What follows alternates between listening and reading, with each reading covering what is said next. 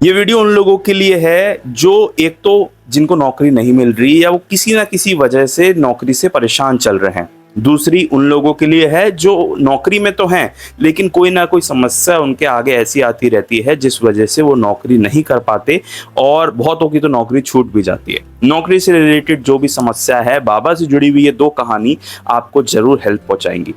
सबसे पहली जीजी नारके। अगर किसी व्यक्ति को नौकरी नहीं मिल रही और बाबा पर विश्वास करता है और जो वेट कर रहा है, उसको जीजी नारके के बारे में जरूर पढ़ना चाहिए। जीजी नारके कौन थे? जीजी नारके एक पूना के इंजीनियरिंग कॉलेज के जियोलॉजी के एक प्रोफेसर थे।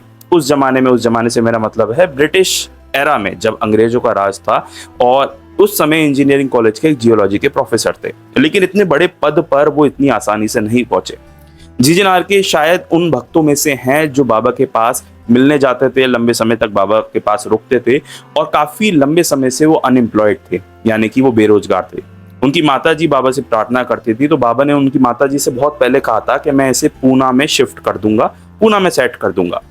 उसके बाद काफी लंबे समय तक जीजी नारके हताश रहते थे क्योंकि उनकी नौकरी का कुछ भी नहीं हो पा रहा था। कभी ना कभी उनकी नौकरी जो है वो नहीं लग पाती थी या फिर कुछ ना कुछ कारणवश वो नौकरी से दूर होते जाते थे। तो वो इस वजह से बहुत परेशान रहते थे और वो परेशान तो इस कदर थे कि जब बाबा सन्यासियों को कफनी या कपड़े या भोजन बांटा करते थे तो वो उस लाइन में खड़े हो जाते थे और उन्होंने सोचा कि अब इस सब जो ग्रस्त वगैरह जीवन है, जो नौकरी है, इसको छोड़ो और मैं सन्यासी बन जाता हूँ। तो बाबा से वो सन्यासी की कफनी लेने के लिए लाइन में खड़े हो गए। अब बाबा की लीला देखिए, बाबा ने सबको कफनी दे दी, उनको नहीं दी। उन्होंने इस बात के बारे में पूछा तो बाबा ने कहा कि मालिक की इच्छा नहीं थी कि मैं तुम्हें सन्यासी की कफनी दूं। जीजी नारके फिर और हताश हो गए कि एक तो बाबा के आशीर्वाद से ना मेरी जॉब लग रही, दूसरा ना बाबा मुझे सन्यासी बनना दे रहे। तो अब बाबा चाहते क्या है? एक जगह उनका इंटरव्यू आता है और उस इंटरव्यू में वो बैठते हैं, लेकिन उनको बिल्कुल भी उम्मीद नहीं होती क्योंकि उस इंटरव्यू में बहुत बड़े बड़े हाईली क्वालिफाइड इंडिविजुअल्स आए हुए थे। उसके बाद भी वो बेमन से वो इंटरव्यू दे देते हैं और उसके बाद जब उन्हें खबर मिलती है कि उनका सिलेक्शन हो गया है तो उन्हें बाबा की लीला पर विश्वास होता है। और वो जो उनका इंटरव्यू था वो था पुणे के इंजीनियरिंग कॉलेज के लिए, जिसके लिए वो चयनित हो जाते हैं प्रोफेसर के रूप में। जब उनको बिल्कुल उम्मीद नहीं थी तब बाबा ने उनकी मदद की। और ये आप लोगों के लिए भी है, अगर आप किसी जॉब रिलेटेड इशू से गुजर रहे हैं तो बाबा पर विश्वास रखिए और ये मान के चलिए कि आपको कुछ चीजें इस जीवन में इसलिए नहीं मिल पा रही क्योंकि बाबा आपको कुछ बड़ा देना चाहते हैं। तो जॉब से रिलेटेड अगर आपके कुछ इश्यूज हैं तो जीजी नारके एक ऐसे भक्त हैं जिनको जरूर पढ़ना।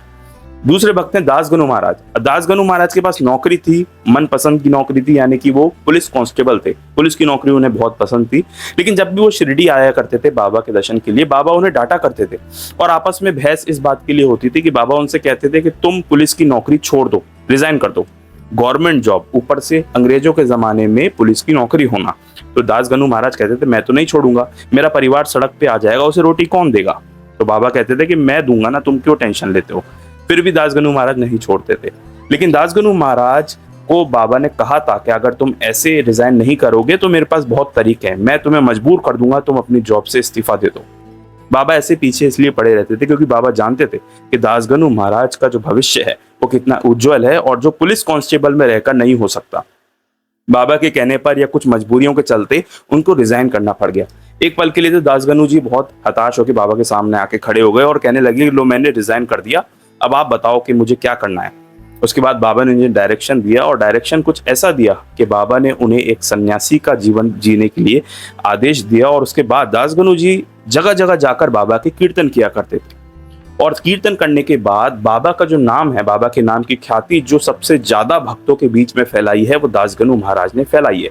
बाबा के आशीर्वाद से दासगनु महाराज को अलग अलग संतों के दर्शन प्राप्त हुए, अलग अलग महान साधुओं से वो जाकर मिले और उसके बाद आज अगर हम बाबा का नाम की ख्याति, बाबा के गायन जान रहे हैं तो वो दासगनु जी के कीर्तन की वजह से जान रहे हैं। अगर दासगनु महाराज पुलिस कांस्टेबल की नौकरी करते रहते तो उनका नाम आज 100 साल बाद भी अमर नहीं होता।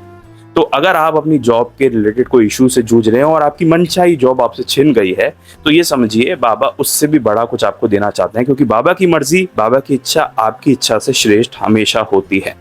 दासगनु जी की बातें हमें ये सिखाती हैं कि कुछ चीजें जीवन में हमें नहीं मिल पाती या मिलते मिलते रह जाती हैं या हमसे छूट जाती हैं, लेकिन उसके पीछे बाबा की एक बहुत बड़ा प्लान होता है, बाबा की एक बहुत बड़ी लीला होती है जो आपके लिए कुछ आगे बड़ा इंतजार कर रही होती है।